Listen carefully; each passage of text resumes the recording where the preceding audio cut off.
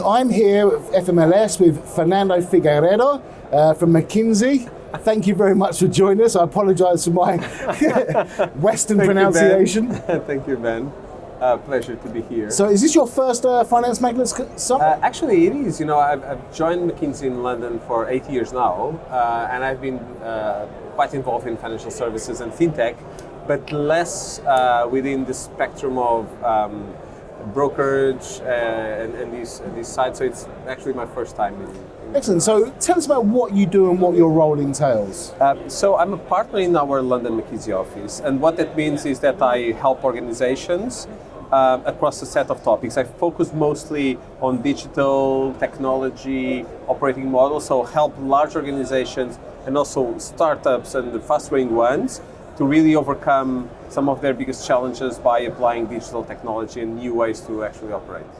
Excellent. So McKinsey is approaching its 100-year anniversary. It's an old established company, but the fintech scene is very much a new one. And how does a company of that caliber or age, approach the fintech scene? It's a very good question, Ben. What happens is that, and it's well known that McKinsey serves the majority of the top 1,000 FTSE, top 100 FTSE, and we serve large corporations, but we also understand that many of our now large corporations, and you have the likes of Amazon, Apple, Google, they were once a small startup in some garage. So what we're trying to think about is how can we actually help drive growth for organizations that look and feel different, that are what we call fast-growing organizations, and how does that come together in a way that we can actually work with them, that we can actually help them to growth, and how can we influence this space effectively.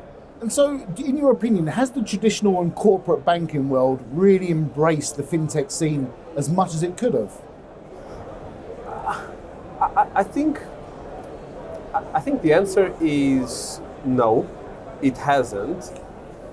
But let's maybe take it in two parts. It's fair to say that large financial institutions start looking and playing with the topic maybe 10, 15 years ago. Okay. As you saw start emerging neobanks, as you start emerging the first fintechs, you did have some pockets of collaboration and experimentation.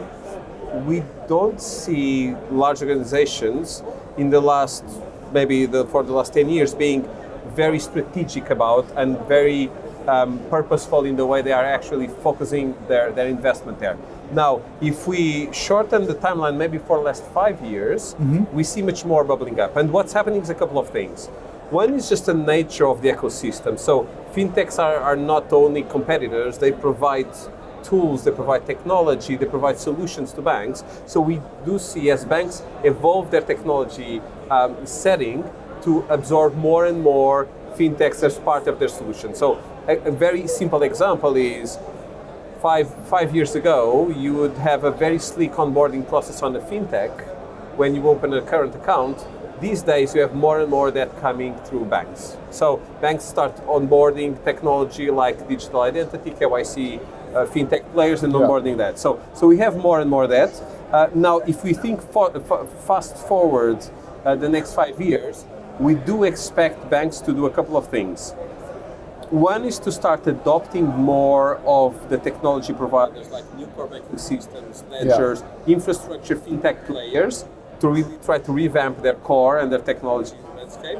And second, to do a lot of what we call JVs and start partnering with fintechs about improving their products. Okay. Start leveraging innovation, embedding, and kind of building from there. So banks have not done enough, but I think we are in a place right now where we start seeing these becoming the norm, this collaboration, starting with vendor, but more evolving towards maybe JVs, M&As, and acquisitions. Well, to break it down, what mistakes, in your opinion, were made? What are the biggest mistakes in the rise of the neo and the challenger banks? I mean, So if we think about challenger banks, I think first thing is fair to say that they were maybe the first fintechs really emerging. Yeah. They were trying to create a space that did not exist. Pioneers. In an industry that was quite mapped by all the different tiers of banks. Maybe the one thing they have done really well was to really focus on the customer. and that allowed them to win quite some interesting space. They focus on what do customers want, how do they want to be served, and they create amazing frictionless products. I just mentioned onboarding, but you see the way you could use a neobank 5 years ago. You didn't have any main bank providing that type of app usability. So they were very good at doing that. The one thing they haven't done as much is to really focus on revenue generation and value creation out of that customer experience. Okay. So you would have many neobanks creating fantastic products. Everyone was using their current account, but how do you really make money out of it? So we are now at a very interesting point of inflection that not only you are on the back of the learning of neobanks that in the last 5, 7, 10 years have been testing and trying and are now more and more investing into products that can create revenue, but also these forward-looking high inflation, high interest rate scenario that will create a downturn in the economy where the one thing they need to do is profitability. So a lot of mistakes, but I think the learnings that they start already embedding around generating more revenue, focus more on products that have kind of value creation, that's coming into a very good place to help them. And so do you think there's been a need to make it a shift in the actual business model in terms of, whereas a lot of companies may have grown too quickly and it wasn't about profitability, and now with all the job losses on there, that it does seem to be profitability? Yes, so absolutely, Ben. And again, I think it's a core point these days. The business model itself was not wrong. The way to generate revenues was not wrong. And you have startups focusing on flat fees, startups focusing on collaboration with other startups where they create revenues, or startups even charging low interests to customers. That component of the business model is right. The range of products and the focus that they had in cross-sell and to upsell and to really generate value out of a great relationship with the customer, that is the pivot. Yeah. And so it's this pivot that we will see more and more. So that's one side. The second side of things is that you will see less of the one KPI that matters being growth of number of customers. Okay. So when we look at maybe the last main flow of investment before this downturn, it was all about double-digit growth. How many customers did you grow? We will see more growth of customers, growth of revenue, and growth of profitability. There will be the ones that are already winning and already getting into actually good funding rounds are the ones that show this traction around revenue and around. And to achieve that, there will be different models, but it's all about thinking about how to transform a great relationship into a profitable one. And so in your time, your 8 years, there's been quite a change in the whole fintech scene, especially with the pandemic as well. What was the reaction, or what was the impact the pandemic had towards the mass move online?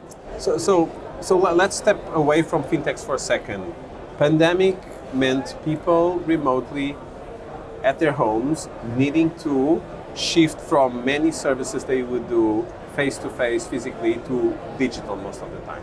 So the first part of the pandemic was an extreme shift and growth in leveraging and using digital channels.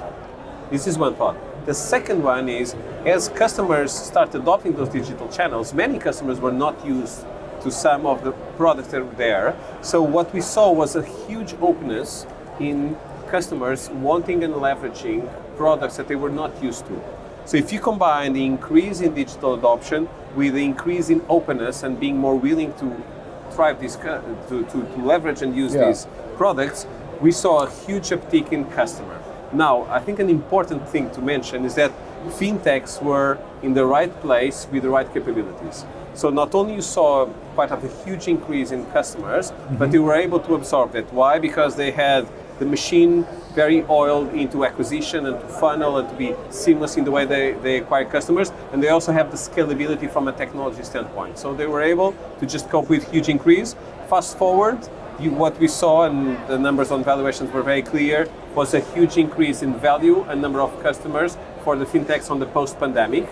Fast forward 12 months since the post-pandemic, and now we saw now a decrease, but that is a factor of the economic downturn. Well, also that decrease as well. I mean, I see it as the onboarding of the Robin Hood generation of people that expected a new generation of traders. And do you think some of that decrease is because some of the corporate and traditional bank are not really fully geared up towards that new generation of traders? And That's it's a great question, Ben. So if we break it down, we definitely have customers more willing to use some products, and this is a lot about the fintechs being able to tackle and serve customers, to put products in place that didn't exist before. That's all perfect.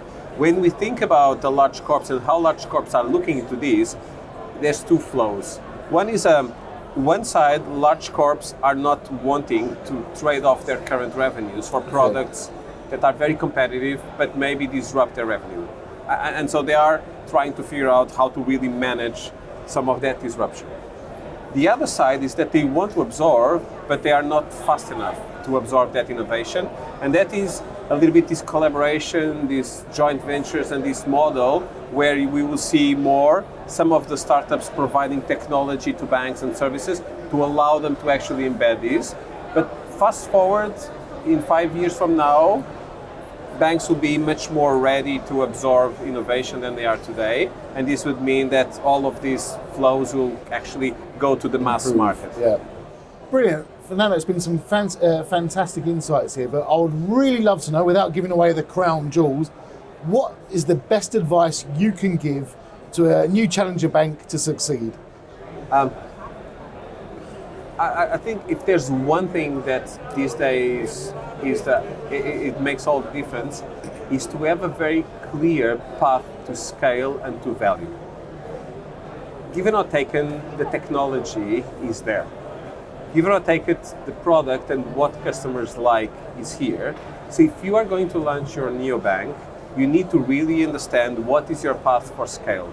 How are you going to get to your first 100,000 customers, to your second 200,000 customers? How do you get to 5 countries, and how do you get to 1 million customers? And that path to scale is really the critical point. Some neobanks may choose to do joint ventures and to tackle very, very closely with large corporates that may have many customers, being financial services or not. Some others may have quite a big pool of investment that they can put aside to acquire customers in specific areas or specific segments. But you need to have your path for scale, because give it or take it, value proposition, technology, and what customers want is a given these days. Brilliant. Thank you so much. It's been a fascinating and very interesting interview, and enjoy the rest of the show. Thank you. Thank you, Ben. Cheers.